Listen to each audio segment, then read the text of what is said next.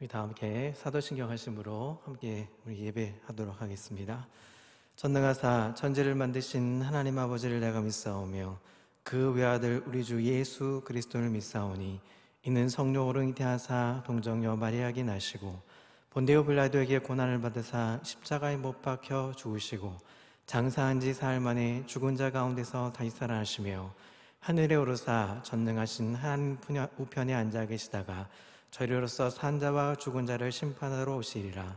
성령을 믿사오며 거룩한 공예와 성도가 서로 교통하는 것과 죄를 사하여 주시는 것과 몸이 다시 사는 것과 영원히 사는 것을 믿사옵나이다. 아멘. 우리 찬송가 370장 찬송 드리겠습니다.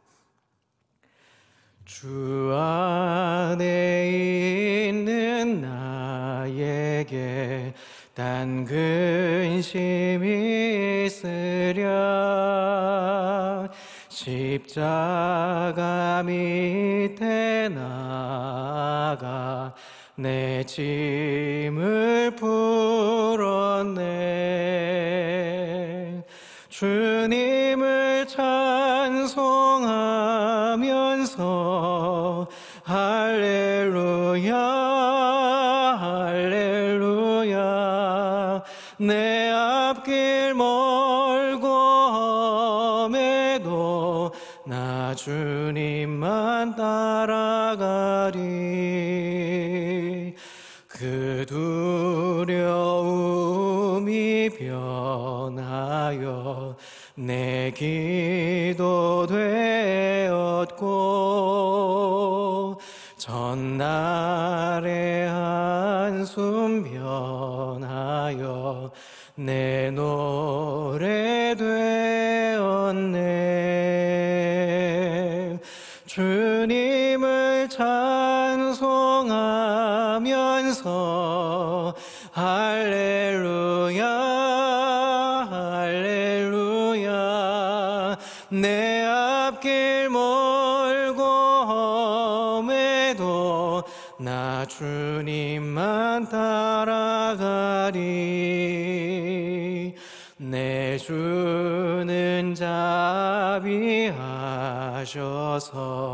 늘 함께 계시고 내 궁핍함을 아시고 늘 채워주시네.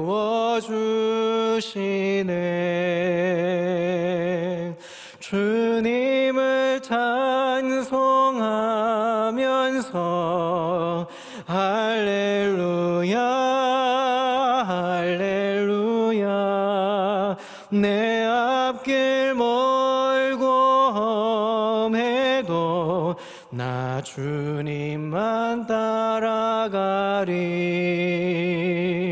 내 주와 맺은 언약은 영불변하시니 그 나라 가기까지는 늘 보호하시네.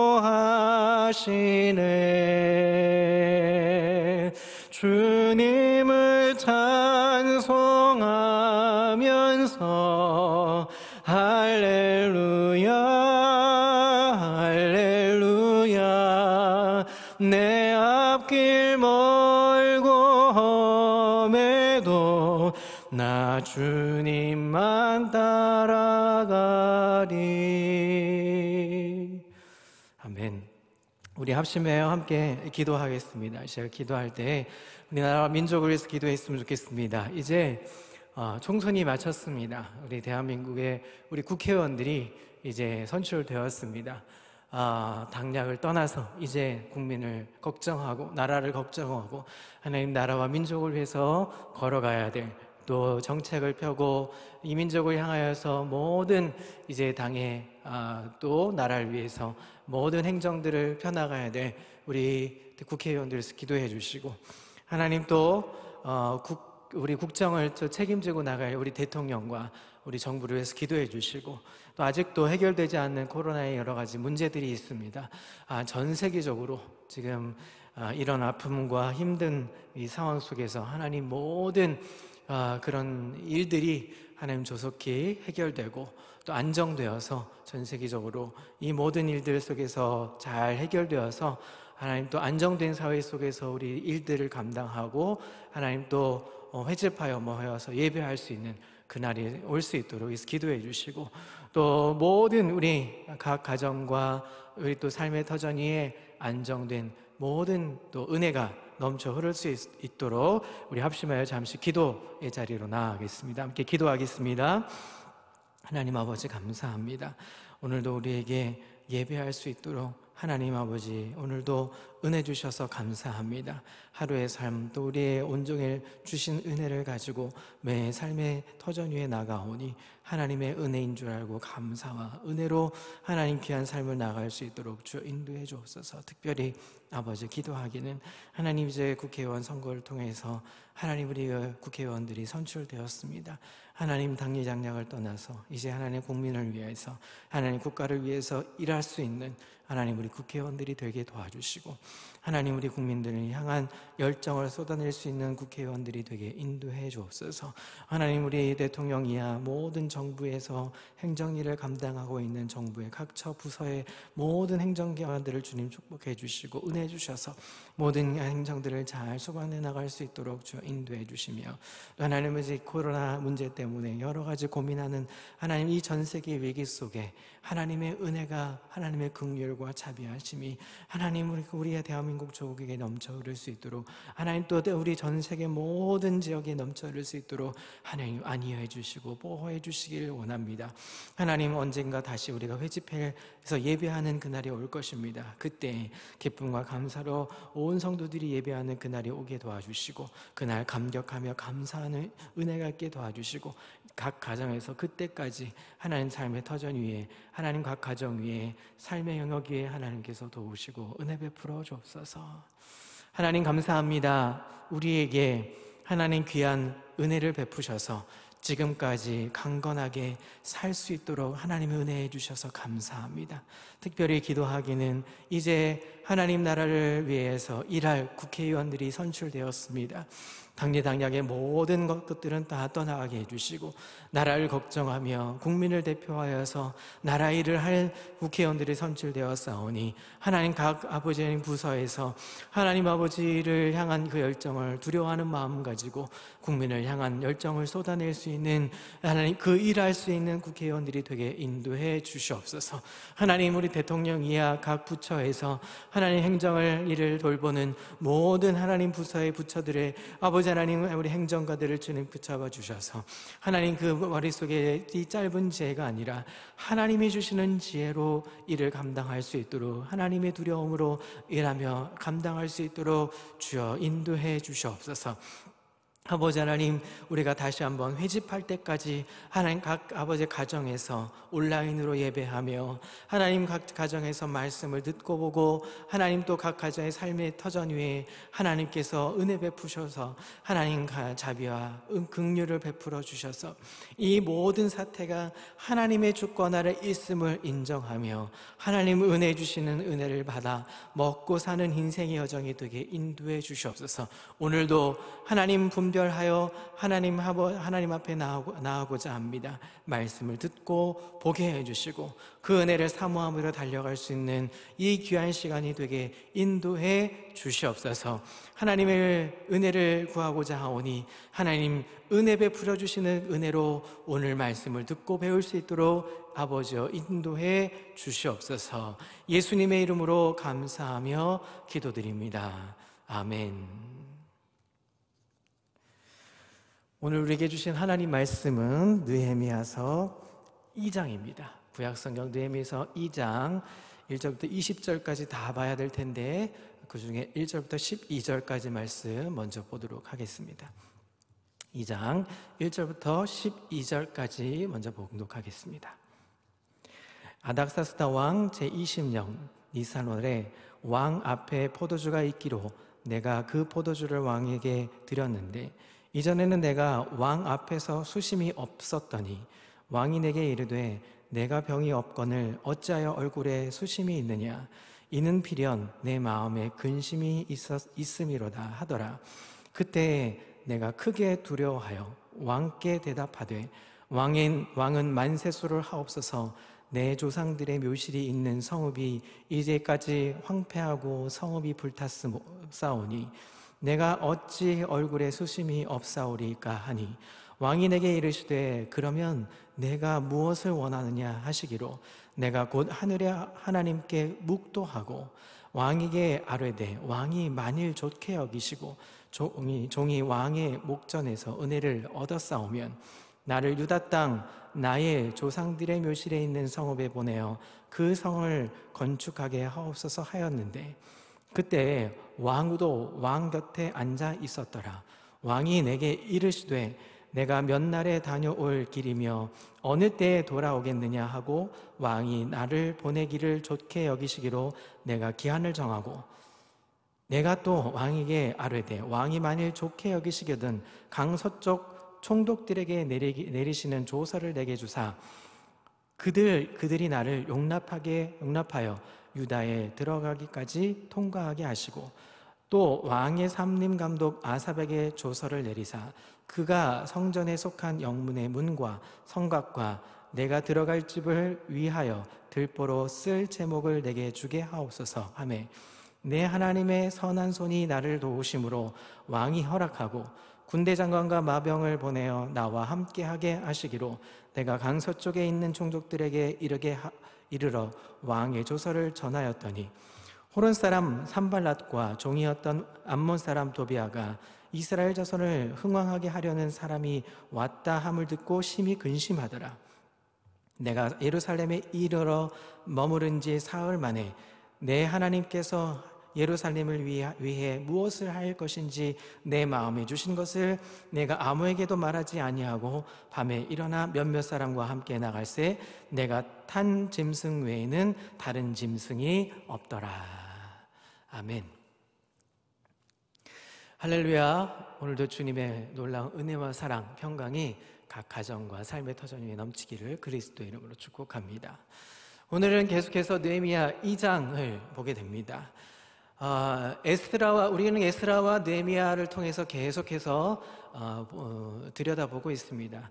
앞에서도 서두에서도 말씀드렸지만 에스라서와 느헤미야는 하나의 본문으로 이어져 있습니다. 그것을 문맥상 이렇게 두 권으로 나눠져 있습니다. 그래서 에스라서와 느헤미야서는 같이 한 권으로 읽으셔야 이해가 빨리 진행될 수 있고 이해하기가 쉽습니다. 계속해서 우리는 느헤미야서를 읽으면서 이 땅 가운데 우리에게 주신 하나님의 놀라운 은혜가 무엇을 하나님이 말씀하고자 하시는지를 좀 알아보려고 합니다. 자, 우리 1장에서도 봤지만 느헤미야라는 뜻은 하나님은 위로자이시다라는 의미를 갖고 있습니다.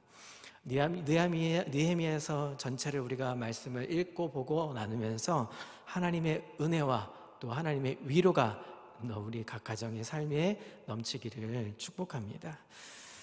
느헤미야가 등장하던 시대, 그 당시의 시대를 90년 앞서서 90년 전에 고레스 왕의 칙령으로부터 시작한 이 일이 바로 에스라서와 느헤미야의 전체적인 맥락에 흐르는 정서입니다. 이 90년 전에 고레스 왕의 칙령으로부터 시작한 이스라엘 백성들의 포로 귀환, 그 끝에 마지막 여정의 끝에 있는 여정이 바로 이 느헤미야서의 이야기입니다. 자, 우리는 보았습니다. 1차 또 2차의 포로 귀환이 있었죠. 자, 1차 포로 귀환의 수장은 우리가 잘 알고 있듯이 수장이었던 총독 수룹바벨이었습니다. 또 2차 포로 귀환은 학자였던 또 에스라를 주축으로 귀환하게 됐습니다. 백성들과 함께 1, 2차에 걸쳐서 이스라엘 백성들이 고향 땅을 밟게 됐습니다. 자, 그런데 그때까지도 느헤미야는 이 고향 땅을 밟지 못하고 돌아가지 못하고 있었습니다. 자, 느헤미야의 직업은 우리가 1장에서도 보았듯이 술 맡은 관원이었습니다. 자, 당시에 이 정치 체계가 어땠느냐면 중앙집권 체제였습니다. 왕이 신적인 존재일 만큼 왕의 집권, 이 중앙집권 방식이었죠. 그래서 당시에는 정변이 많이 일어나기도 했습니다. 그래서 나라가 흥왕할 때, 또 아니 왕이 바뀔 때 정변이 많이 일어나죠. 그때 정변이 많이 일어났을 때 쓰던 방식, 우리나라 우리 조선시대나 또 뭐 그런 시대를 고려시대나 이런 때 이렇게 왕이 교체되는 시기에, 이런 시기를 보면 정변이 일어났을 때 많이 쓰던 방식이 있습니다. 그것은 음식이나 또 술에 이 독을 넣어서 암살하는 방식이 유행을 했던 것이죠. 당시에도 그런 방식의 암살 또는 정변의 방식들이 많이 흥행했던 상황이었습니다. 그래서 왕은 왕의 주변에 신변 보호를 하기 위해서 아주 신하 중에 아주 충성스럽고 충직한 신하들을 주변에 배치해서 왕의 음식과 술을 감시하는, 이 검시하는 역할을 담당하게 또 맡겼습니다. 그래서 이 사람들, 충직한 신하들, 또 왕의 음식이나 또 왕의 술을 맡았던 이 관원들, 이 직위의 사람들은 왕을 자주 아련하게 되었죠. 아마 높은 직위, 일단 공신, 이런 것들도 중요한 직위였지만, 당시에 높은 직위라고 얘기하는 직위 중에 한 직위는 왕을 얼만큼 자주 아련하느냐, 자주 만나느냐가 굉장한 지위를 갖고 있었던 사람이었죠. 누가 얼만큼 왕을 자주 만나느냐가 권력의 핵심에 서 있던 거였습니다. 자, 느헤미야는 그런 위치에서 1차 또 2차 포로 귀환 때 가지 못하고 남는 자였습니다. 그래서 1장을 보시면 기도의 내용이 잘 담겨져 있지만 고향을 아주 많이 그리워하면서 기도하는 모습이 담겨져 있죠. 자, 그런데 그 모든 것들은, 느헤미야가 남겨진 모든 상황들, 이런 사건의 모든 상황들은 다 하나님의 섭리였다는 것을 우리는 알게 될 것입니다. 자, 남겨졌던 느헤미야를 통해서 누구도 손댈 수 없었던, 후에 우리가 알게 되죠, 성벽을 재건합니다. 그것도 52일 만에 아주 완벽하게 공정이 끝나는 일이 벌어지죠. 이 일을 두고서 주변의 나라의 사람들이 깜짝 놀랍니다. 그리고 하나님께 영광을 돌리는 결과를 낳게 됩니다. 와, 저 역사, 이런 일을 감당할 수 있는 것은 하나님밖에 없구나. 사랑하는 성도 여러분, 지금 우리가 가고 있는 이 어려움의 시기, 이 시기에 우리의 신앙을 점검하고 다시 세우는 일, 이것은 굉장히 중요한 일이라 생각되어집니다. 우리가 에스라서와 또 느헤미야서를 계속 우리 주중에 보는 이유 중에 하나는, 마치 교과서와 같은 이런 지금 시국과 이런 시기에, 이런 어려움과 힘든 시기를 갖고 있는 우리의 모습 속에 정말 필요로 하는 하나님의 메시지가 무엇인지 에스라서와 또 느헤미야서를 통해서 우리는 교과서와 같은 모습으로 하나님이 무엇을 요구하고 계신지를 볼 필요가 있는 것입니다. 자, 성도 여러분, 자, 여러분들 주변에 또 여러분들의 삶의 여정 속에 집을 고쳐보신 적이 있습니까? 혹은 집을 새로 건축하거나 지어보신 적이 있으십니까? 아니면 새로 집을 짓거나 고치는 장면들을 아마 보신 적이 있을 겁니다. 자, 그렇다면 여기서 질문을 던져볼게요. 자, 새로운 집을 짓는 게 훨씬 편할까요? 아니면 이 낡은 집을 허물고 그 위에 새로 리모델링을 하거나 새로 그 위에 짓는 것이 훨씬 더 편할까요? 네, 맞습니다. 우리가 잘 알고 있듯이 아예 새롭게 짓는 것이 훨씬 편합니다. 이미 허물어진 집을 좀 이렇게 터만 남아있는 집이거나 아니면 낡은 집을 다시 그것을 허물고 다시 거기에 새롭게 집을 만들기 위해서는 아예 새롭게 집을 짓는 것보다 더 많은 공정과 시간이 더 걸리게 되겠죠. 마찬가지로 우리의 신앙의 면도 마찬가지일 거라 생각합니다. 이미 무너진 경험이 있고 실패한 경험이 있는 삶의 영역이든 또 신앙적인 부분이든 그렇게 실패하고 무너진 경험이 있는 그런 모습 속에서는 좀처럼 회복되거나 또 다시 일어나기가 쉬워 보이지 않습니다. 지금 누구도 손댈 수 없었고 손대지 못했던 성전 재건의 모습, 그 역사를 훗날 하나님은 한켠에 느헤미야라는 사람을 남겨두었다가 그 역사를 위해서 그 인물을 역사 위에 수면 아래 놓았다가 마치 그것을 잘 모르는 것처럼 아무도 그거의 일들이 있을 것 같지 않아 보이는 것처럼 수면 안에 누웠다가 하나님의 필요한 때 하나님의 필요한 시기에 하나님의 방법대로 수면 위로 툭 드러내 놓으시는 것, 그것이 오늘 장면의 모습과 같을 거라 생각합니다. 자, 이제 그 역사의 현장을 조금 더 깊이 들여다보도록 하겠습니다. 자, 느헤미야 1장을 보면 우리가 지난 시간에 보았던 것처럼 고향을 생각하며 아주 안타까운 마음으로 기도하는 모습의 느헤미야를 볼 수 있었습니다. 느헤미야, 자, 아닥사스다 왕의 이 통치 20년에 에스라서 4장 7절부터 20절에 보면 아닥사스다 왕이 한 차례 이 공사 중단 조서를 내렸습니다.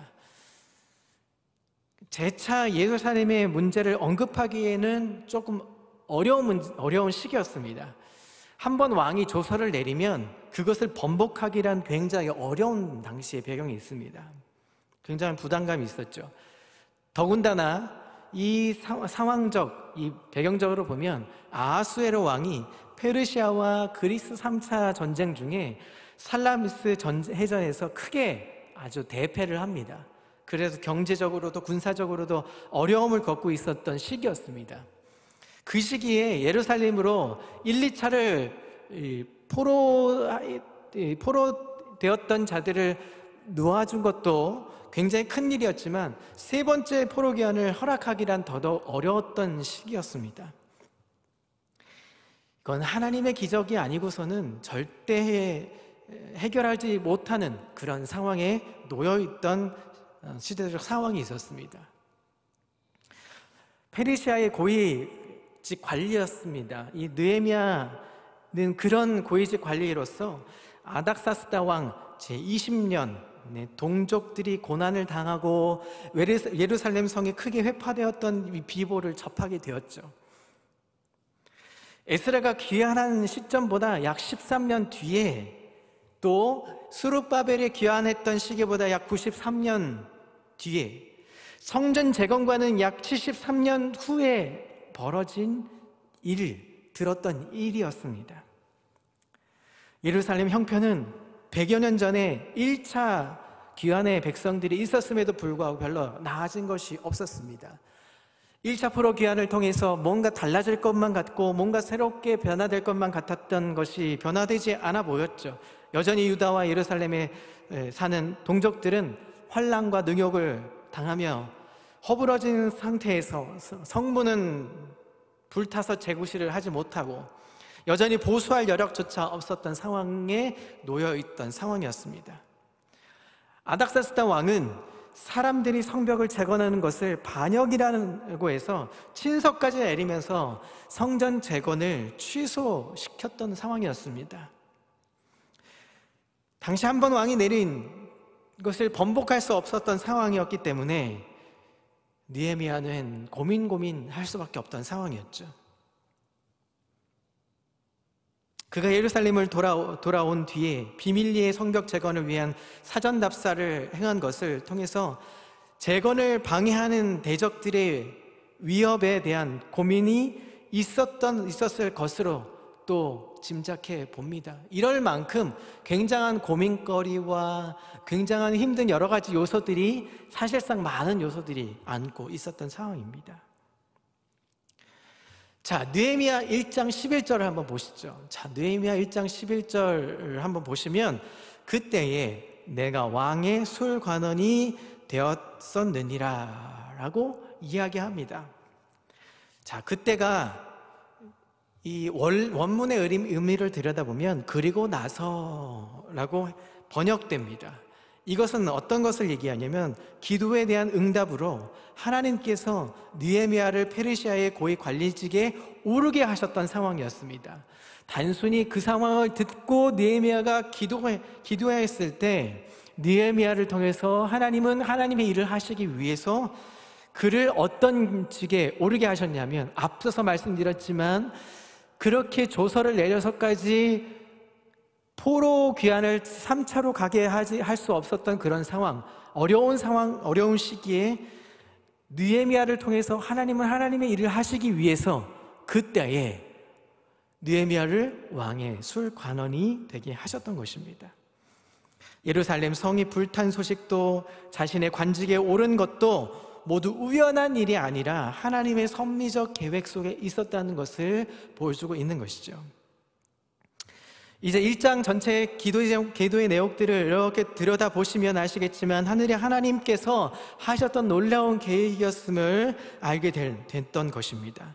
하나님께서 느헤미야를 통해서 예루살렘의 경제적, 군사적 안정을 돕도록 하신다는 사명을 이해하기 시작했습니다. 자, 그런 느헤미야가 예루살렘에 도착해서 자신의 일을 바로 공포하지 않고 주변 상황을 철저히 조사하고 계획을 준비하고 전략까지 세워놓게 됩니다. 나중에 좀 더 자세히 보겠지만 그런 전략까지 세워놓습니다. 그 모든 일들의 과정 속에는 다 하나님의 섭리하심이 있었다, 하늘의 하나님께서 그 섭리하심이 있었다는 것을 알게 되는 장면이 1장의 바로 느헤미야의 기도였습니다. 자, 그런 기도, 우리가 그 기도를 통해서 하나님의 역사를 이루어간다는 것 우리는 잘 알고 있죠. 자, 우리는 복음을 듣습니다. 말씀을 듣습니다. 복음을 듣고 말씀을 듣고 그러면 대부분의 반응은 이제 기도의 자리로 나아가거나 아니면 이제 그 말씀을 듣고 우리가 삶의 자리로 나아가야지 합니다. 자, 그동안 기도한 것이 하나님의 탐심을 위한 기도였음이 복음으로 들춰내기 위해서 하나님의 내 것이 아니라 하나님의 것인 줄 알고 감사로 여겨져야지 라고 하면서 우리는 삶의 터전으로 나아가려고 합니다. 그런데 우리의 삶을 잘 들여다보면 하나님의 역사를 이루기보다는 내 욕심대로 채우기 위한 기도가 많았던 것을 알게 되죠. 그래서 기도 자체의 문제점을 발견하곤 합니다. 그래서 1장의 기본 토대는 하나님의 마음에 합한 기도였다는 것에 대해서 포커스를 맞춰놓고 있습니다. 자, 1장 11절 다시 한번 보여주시죠. 우리가 2장을 들어가기 위해서 1장 11절은 굉장히 중요한 단초를 만들어줍니다. 자, 1장 11절입니다. 주여 구하오니 귀를 기울이사 종의 기도와 주의 이름을 경외하기를 기뻐하는 종들의 기도를 들으시고 오늘 종이 형통하여 이 사람 앞에서 은혜를 입게 하옵소서 하였나니 그때에 내가 왕의 술관원이 되었느니라. 자, 지금 하나님께 구하는 기도가 있습니다. 종의 기도와 주의 이름을 경외하기를 기뻐하는 종들의 기도라고 얘기하면서 하나님이 원하시는 기도를 드렸던 것에 대한 1장의 내용을 배경을 설명하고 있죠. 자, 그리고 나서 예루살렘 성벽이 무너지고 성문이 불타 있는 채의 소식을 들을 때 그때가 언제 때였냐면 1장 1절에 보니까 아닥사스다 왕 제20년 기스르월이라고 얘기합니다. 기스르월이라는 것은 11월에서 12월 사이를 이야기합니다. 그리고 좀 이따 보겠지만 2장 1절에 보면 제20년 니산월이라고 얘기합니다. 니산월이라는 이 월은 3월에서 4월을 이야기합니다.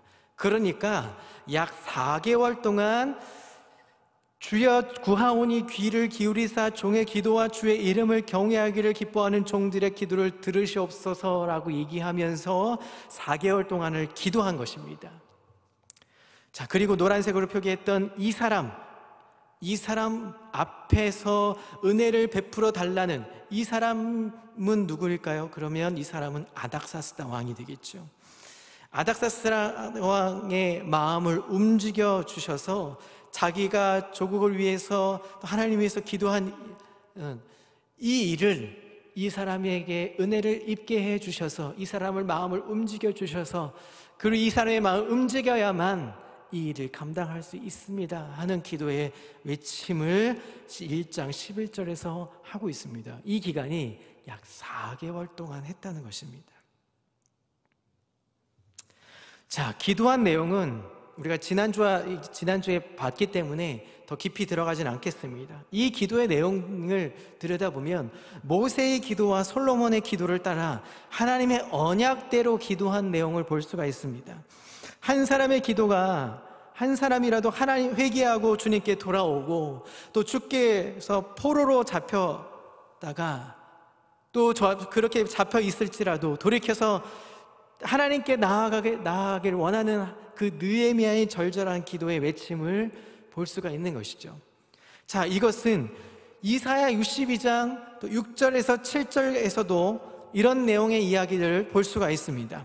자, 이사야 62장 6절에서 7절의 이야기입니다. 예루살렘이여, 내가 너의 성벽 위에 파수꾼을 세우고 그들로 하여금 주야로 계속 잠잠하지 않게 하였으리라. 너희 여호와로 기억하시게 하는 자들아, 너희는 쉬지 말며 또 여호와께서 예루살렘을 세워 세상에서 찬송을 받게 하시기까지 그로 쉬지 못하시게 하라. 여호와로 쉬지 못하시게 기도하라는 것입니다. 4개월 내내 느헤미야는 여호와를 쉬지 않도록 물론 여호와께서 쉬지 않으시겠죠. 그러나 밤낮 없이 그는 하나님 앞에 기도했습니다. 내 소원 성취가 이루어질 때까지 쉬지 말고 기도하라는 것이 아니라 하나님께서 하신 약속을 이루어달라는 기도를 지금 요청했던 것입니다. 느헤미야는 이사야의 기도처럼 이런 기도를 했던 것입니다. 여호와께서 하신 그 약속의 성취로 인하여 찬송을 받게 하도록 기도했던 것입니다. 이 본문의 1차적인 약속의 내용은 바로 62장 1절부터 4절의 기도의 내용에 볼 수가 있습니다. 1절부터 4절입니다. 나는 시온의 의가 빛같이 예루살렘의 구원의 횃불같이 나타내도록 시온을 위하여 잠잠하지 아니하며 예루살렘을 위하여 쉬지 아니할 것인즉 이방 나라들이 내 공의를 뭇 왕이 다 내 영광을 볼 것이요 너는 여호와의 입으로 정하실 새 이름으로 일컬음이 될 것이며 너는 또 여호와의 손에 아름다운 관 내 하나님의 손에 왕관이 될 것이라. 다시는 너를 버림받은 자라 부르지 아니하며 다시는 내 땅을 황무지라 부르지 아니하고 오직 너를 홑시바라 하며 내 땅을 뿔라라 하리라. 이는 여호와께서 너를 기뻐하실 것이며 내 땅이 결혼한 것처럼 될 것이라. 아멘. 이 약속을 이루어 주시도록 여호와로 인하여 쉬지 못하게 하라 하는 것입니다. 하나님은 이 약속을 언약으로 우리에게 주신 것입니다. 이 기도가 바로 언약의 기도의 내용인 것입니다.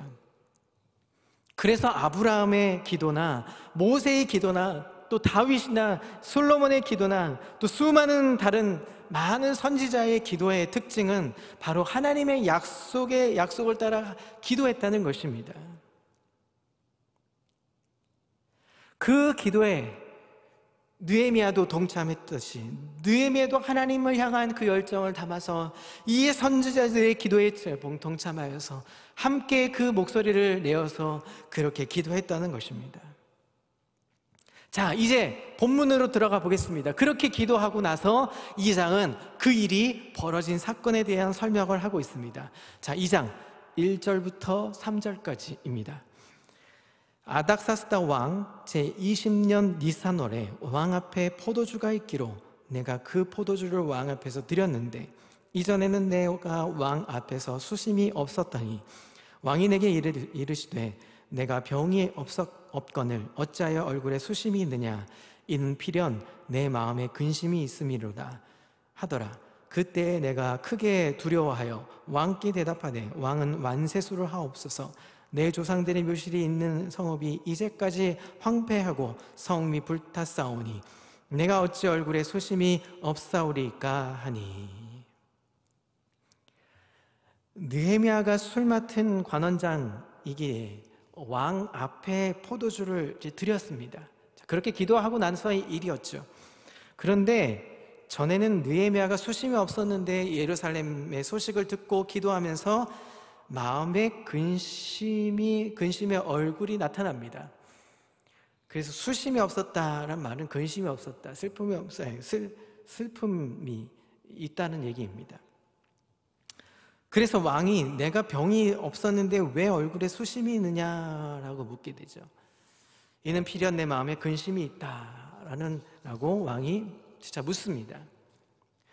자, 근데 이럴 때에 느헤미야가 크게 두려워했다라고 말합니다.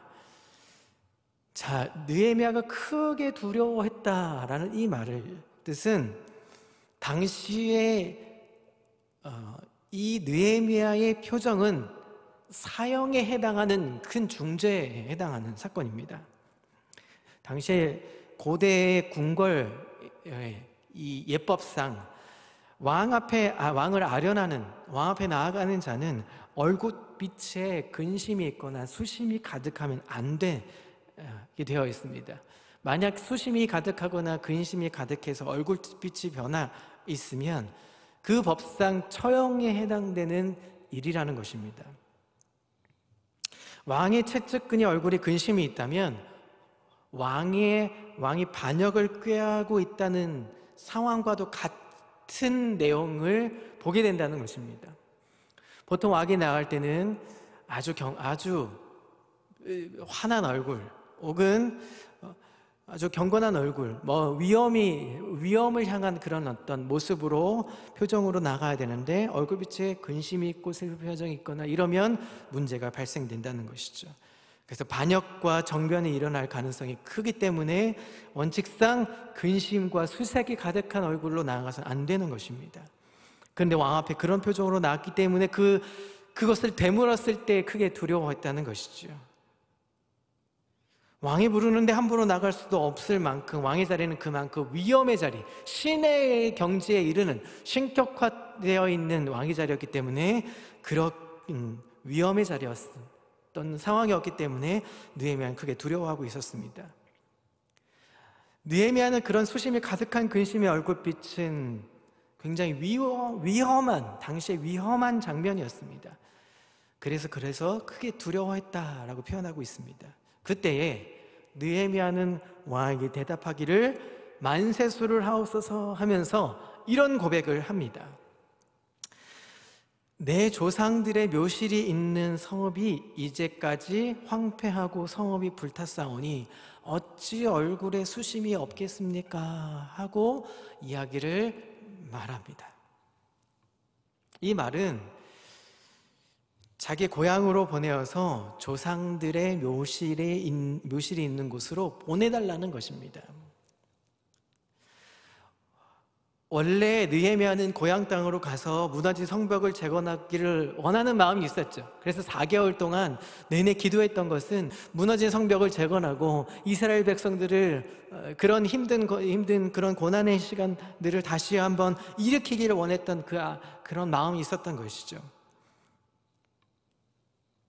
그런데 뭐라고 표현합니까?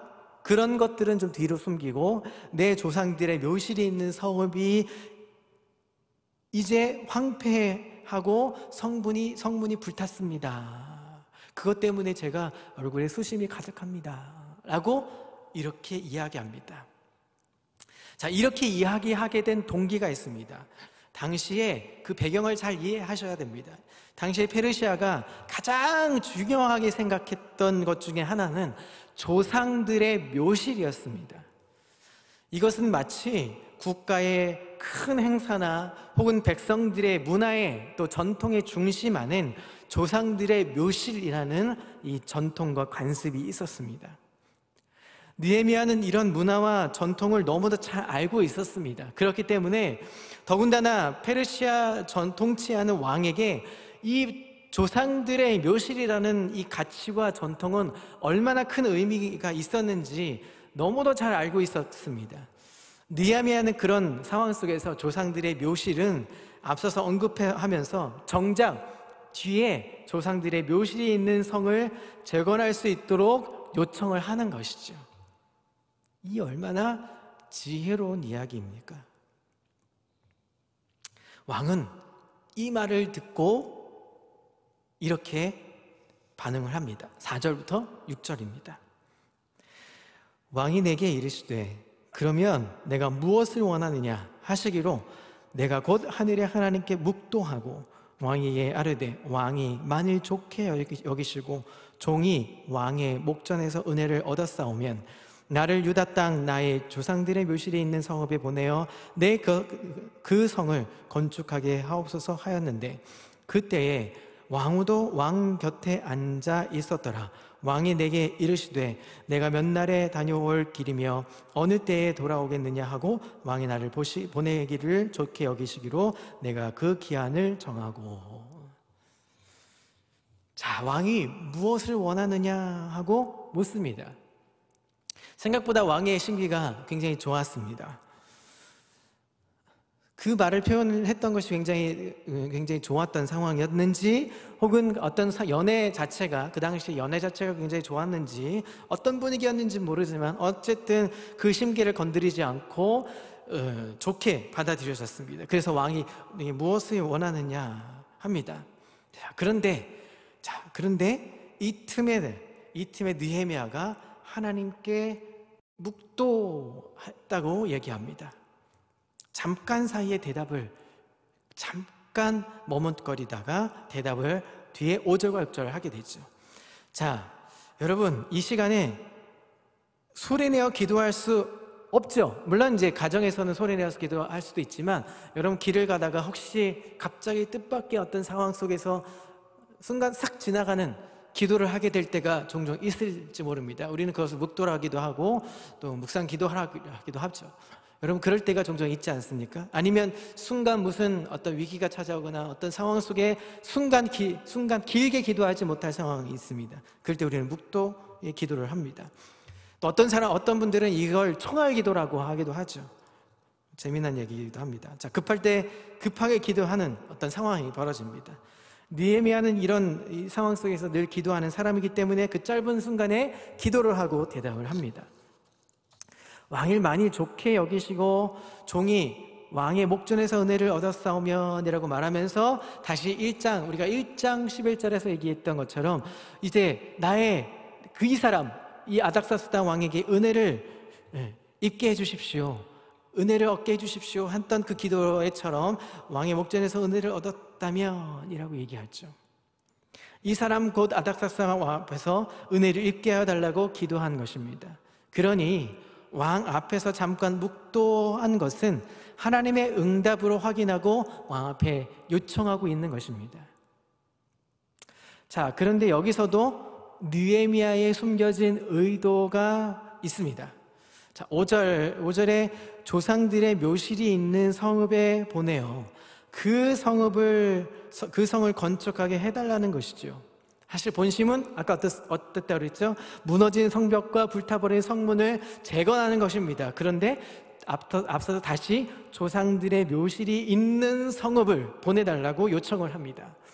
다시 말하면 그 페르시아 왕이었던 아닥사스다 왕의 심기를 건드리지 않고 다시금 그런 요청을 하는 거죠. 그래서 뜻밖의 아닥사스다 왕의 호의를 받습니다. 그리고 호의를 베풀죠. 왕이 얼마나 걸리겠는지 또 묻고 느헤미야는 그 기간이 얼만큼 걸립니다 하는 정한 시간을 이야기합니다. 자, 그리고 7절, 8절 이렇게 이야기합니다. 7절, 8절입니다. 내가 또 왕에게 아뢰되 왕이 만일 좋게 여기시거든 강서쪽 총독들에게 내리시는 조서를 내게 주사 그들이 나를 용납하여 유다에 들어가기까지 통과하게 하시고 또 왕의 삼림 감독 아삽에게 조서를 내리사 그가 성문에 속한 영문의 문과 성곽과 내가 들어갈 집을 위하여 들보로 쓸 제목을 내게 주게 하옵소서 하매 내 하나님의 선한 손이 나를 도우심으로 왕이 허락하고. 자, 느헤미야는 이미 왕이 허락하면 어떻게 진행할지 정확한 플랜을 가지고 있었습니다. 아까 서도에서 말씀드렸지만 이미 4개월 동안 기도하면서 하나님이 하실 일들에 대한 확신을 가지고 있었던 것이 예견됩니다. 그렇기 때문에 왕이 이미 허락하면 반드시 그 일에 대해서 플랜을 정해야 되겠다라고 생각했던 것이죠. 느헤미야는 기도만 했던 사람은 아니었습니다. 단순히 기도만 했다면 이런 착착착착 7절 8절처럼 이런 내용의 이런 내용을 왕에게 이야기하지 않습니다. 기도와 함께 꿈꾸는 장면을 이루기 위해서 모든 재건의 준비까지 하나부터 열까지 가지고 있었던 것입니다. 왕이 좋게 여기시면 여기 조상의 성을 건축하고 자기의 집을 건축할 제목을 구할 수 있도록 강서쪽의 총독들에게 조서를 내려달라고 요청합니다. 사랑하는 성도 여러분, 하나님 앞에 나올 때 기도와 함께 더불어서 하나님의 꿈을 실현시킬 수 있는 준비를 철저히 해나가는 멋진 하나님의 사람들 되기를 그리스도의 이름으로 축복합니다. 자기가 기도한 만큼 실전을 위해서 준비해야 합니다. 지금 우리는 어려운 시기를 겪고 있죠. 힘든 시기를 겪고 있습니다. 그러나 지금 우리 시기는 앞을 준비해야 될 시기입니다.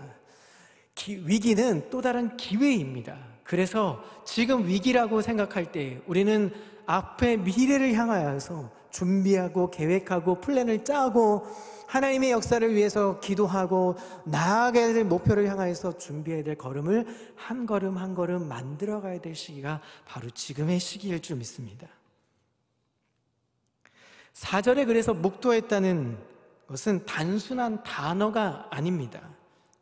늘 언제나 일상에서 항상 기도하고 깨어 있는 자가 할 수 있는 행동의 단어입니다.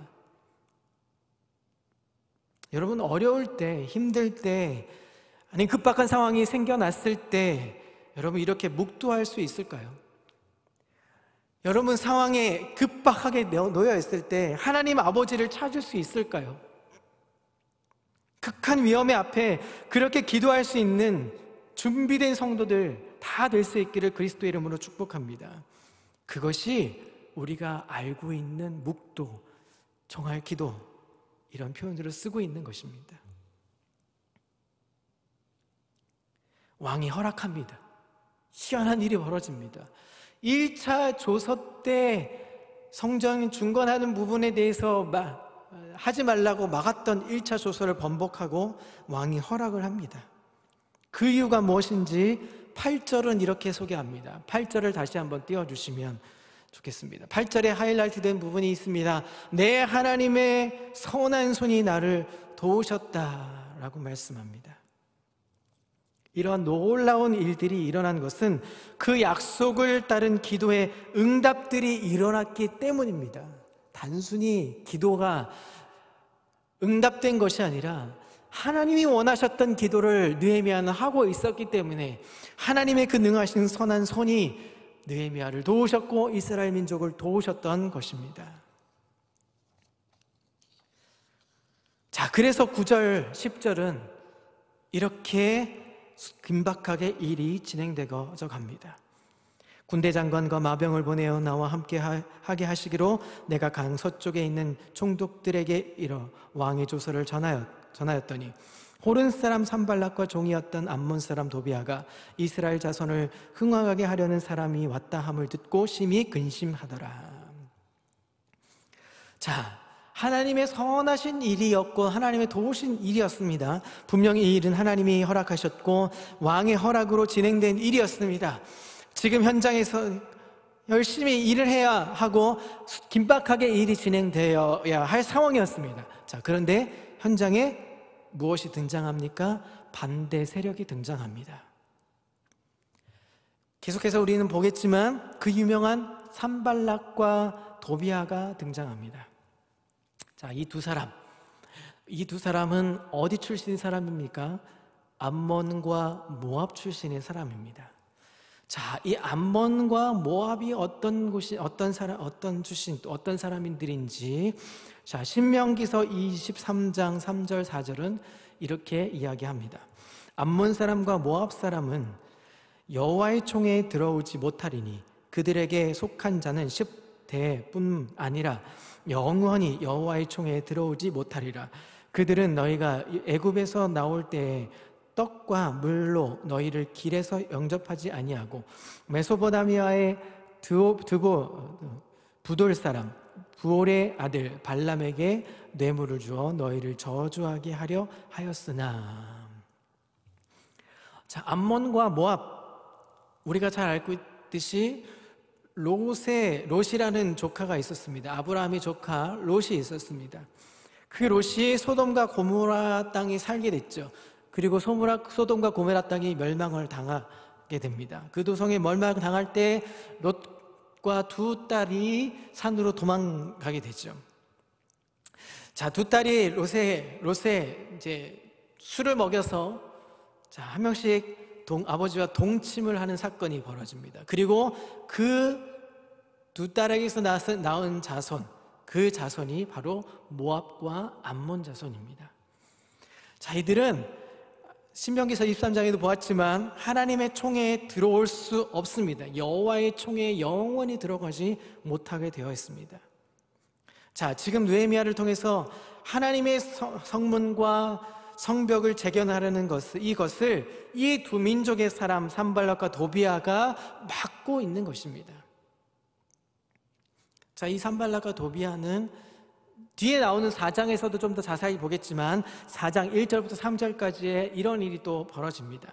자, 잠깐 들여다보겠습니다. 산발락이 우리가 성을 건축한 다음을 듣고 크게 분노하여 유다 사람을 비웃으며 자기 형제들과 사마리아 군대 앞에서 일러 말하되 이 미약한 유다 사람들이 하는 일이 무엇인가? 스스로 견고하게 하려는가? 제사를 드리려는가? 하루의 일을 마치려는가? 불탄 돌을 흙 무더기에서 다시 일으키려는가 하고 암몬 사람 도비아는 곁에 있다가 이르되 그들이 건축하는 돌 성벽은 여호가 올라가도 곧 무너지리라 하더라. 자, 이렇게 방해를 하지만 결국은 이런 방해들을 계속합니다. 그런데 이런 방해 속에서도 하나님은 하나님의 일을 하시죠. 결국 이 두 사람 나중에 제거를 당합니다.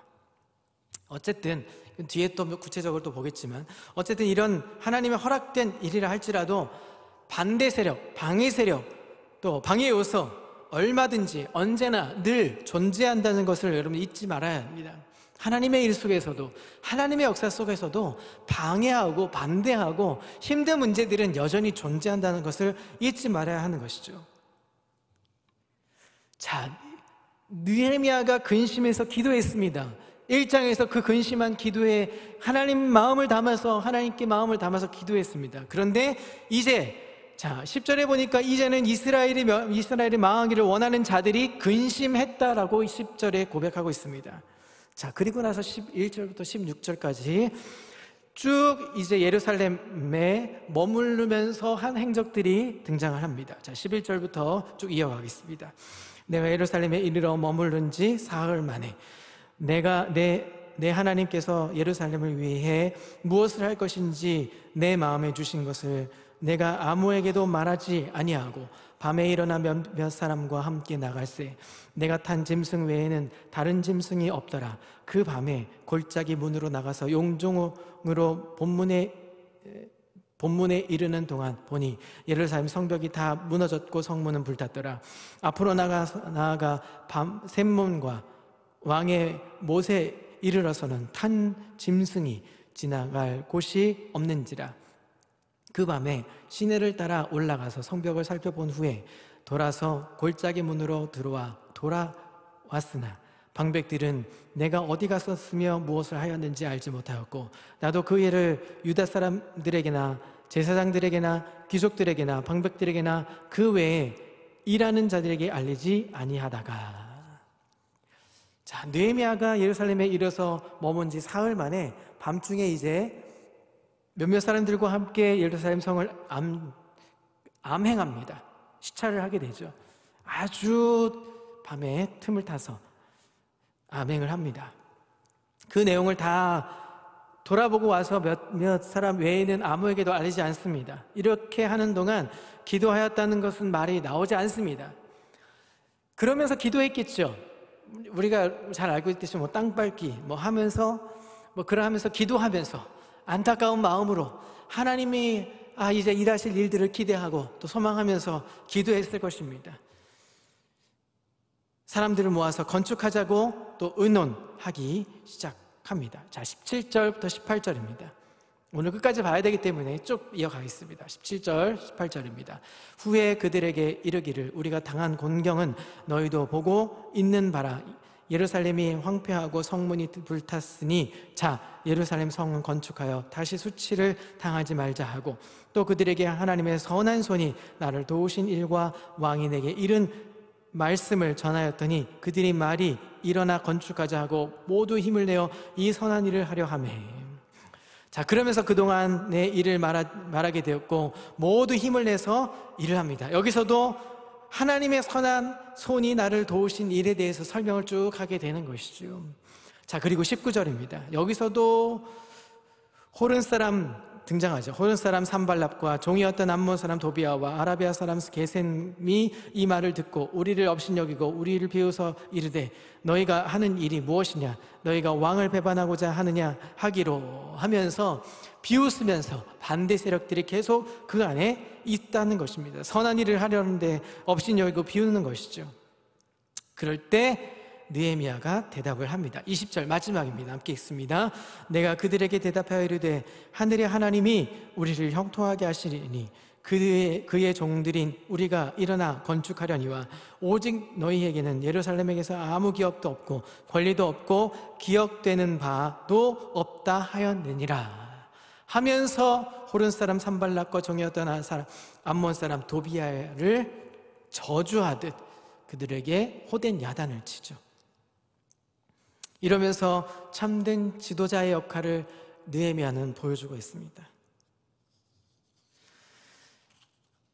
사랑하는 성도 여러분, 자, 그러면서 이제 느헤미야에서만 독특하게 보여지는 단어 하나가 등장을 합니다.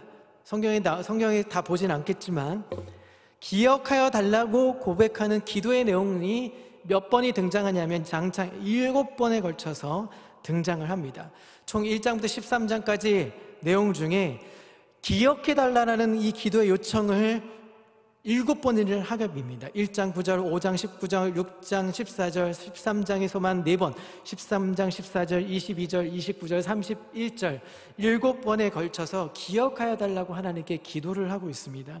하나님의 약속을 이루어 주시도록 하나님으로 하여금 하나님이 쉬지 않도록 우리를 위해서 기도하고 하나님이 쉬지 않도록 이 일들을 해달라는 요청의 기도를 계속하고 있습니다.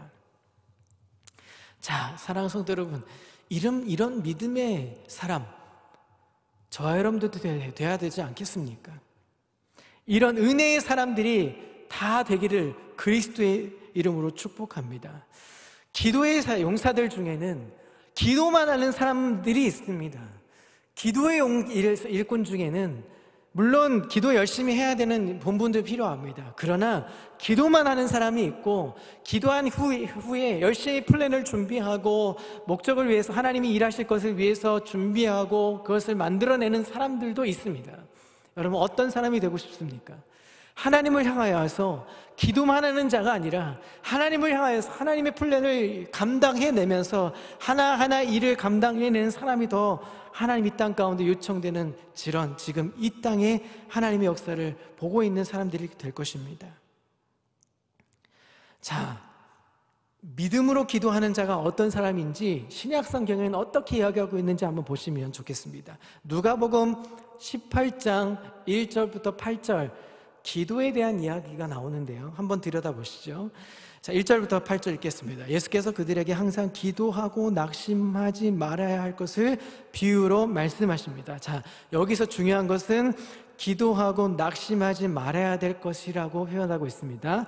2절입니다. 이르시되 어떤 도시에 하나님을 두려워하지 않고 사람을 무시하는 한 재판장이 있는데 그 도시에 한 과부가 있어 자주 그에게 가서 내 원수에 대한 나의 원한을 풀어주소서 하되 그가 얼마 동안 듣지 아니하다가 후에 속으로 생각하되 내가 하나님을 두려워하지 않고 사람을 무시하나 이 과부가 나를 번거롭게 하니 내가 그 원한을 풀어주리라. 그렇지 않으면 늘 와서 나를 괴롭게 하리라 하였느니라. 주께서 또 이르시되 불의한 재판장이 말한 것을 들으라. 하물며 하나님께서 그 밤낮 부르짖는 택하신 자들의 원한을 풀어주지 아니하겠느냐? 그들에게 오래 참으시겠느냐? 내가 너에게 이르노니 속히 그 원한을 풀어주시리라. 그러나 인자가 올 때 세상에서 믿음을 보겠느냐 하시리라. 이 비유의 말씀은 강청하는 기도를 하라는 그 내용의 기도이죠. 자기의 소원에 이루어질 때까지 기도하라, 이런 내용의 기도가 아닙니다. 이루어질 때까지 떼쓰는 기도를 기도하라, 이런 내용이 아닙니다. 주님 오실 때까지 주님의 약속만 믿고 기다리며 끝까지 낙심하지 말아야 한다는 것을 보여주고 있는 것입니다. 미련하고 어리석은 십자가, 그것만이 핵심이다. 십자가만이 이루실 수 있는 것이다. 예수 그리스도만이 해답이다 라는 것을 보여주고 있는 것입니다. 다시 오실 그리스도가 정답이다. 그때까지 우리는 참고 기다려야 한다는 것을 보여주고 있는 것입니다. 믿음의 사람들, 이 땅 가운데 위기와 환난이 있다 할지라도 우린 결코 낙심할 일이 없습니다. 왜냐하면 예수님 다시 오실 그날 우리를 맞아주실 것입니다. 그때까지 우리는 견실하게 기다리고 견고하게 믿음을 견지하는 삶을 살아야 될 줄 믿습니다. 오늘 느헤미야는 이 장을 통해서 아닥사스다 왕, 그 왕을 설득합니다. 그 설득은 느헤미야가 했던 지혜로운 설득이 아니었습니다.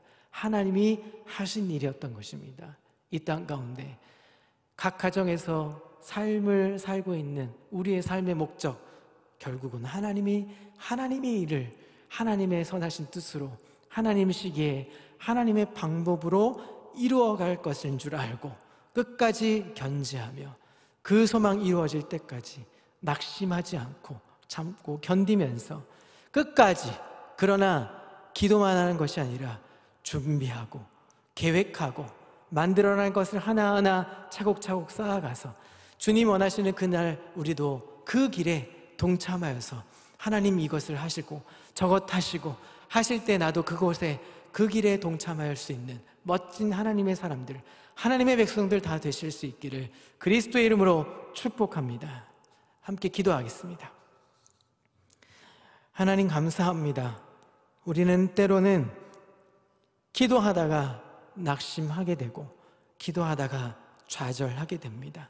현상에 하나님 좌절하고 현장에 낙망하게 됩니다. 이 땅을 바라보면 참 아직도 힘들고 어려운 시기라 어떻게 해야 될지 향방을 알 길 없으며 그 길에 우리는 무엇을 해야 될지 알 수 없습니다. 그러나 중요한 것은 이 길 끝에 분명히 하나님이 우리를 인도해 가시는 것, 이 길 끝에 하나님의 역사를 이루어 가시는 것을 목도할 수 있는 우리의 모습이 되기를 원합니다. 끝까지 기도하게 하시고 기도 끝에 낙심하지 않기를 원하며 또 기도 끝에 하나님이 이루실 일을 위하여서 준비하고 계획하는 우리 모두가 될 수 있도록 인도해 주시옵소서. 하나님 기억하여 주시길 원하는 것은 우리가 하나님 원하시는 그 길을 이루어 가실 때 우리를 기억하여 주셔서 우리가 낙심하지 않으며 믿음의 견지를 다하여서 하나님 원하시는 일을 다 할 때 우리도 그 길에 동참하여서 그 길에 하나님의 역사를 이루어가는 이루어가는 일에 동참하는 멋진 하나님의 사람들, 하나님의 역사를 이루어가는 일에 동참할 수 있는 그리스도인들을 되게 주여 인도해 주시옵소서. 그래서 느헤미야가 기도했던 그 역사를 이루어갔던 것처럼 우리도 우리의 기도를 통하여서 역사를 이루어가시는 하나님의 길을 열어갈 수 있는 멋진 하나님의 역사를 이루어가는 길을 동참하는 멋진 그리스도인 될 수 있도록 인도해 주시옵소서. 지금은 우리 구주 예수 그리스도의 놀라우신 구원의 은혜와 말로 다 할 수 없는 하나님의 극진하신 사랑하심과 성령님의 내주교통 인도하심이 하나님이 도우시는 그 선하신 도우심 때문에 감격하여 감사하며 나의 앞길 속에 하나님의 역사를 이루어 가시는 그 길 늘 낙심하지 않고 기도하며 순종의 걸음 걸어가며 묵묵하게 주님 원하시는 그 길 따라 계획을 세워가며 내 계획이 아니라 하나님의 길인 줄 알고 하나님의 계획을 세워가며 그 묵묵한 길을 걸어가기를 소망하고 다짐하는 모든 성도들의 앞길 위에 이제로부터 영원토록 함께 있을지어다. 아멘.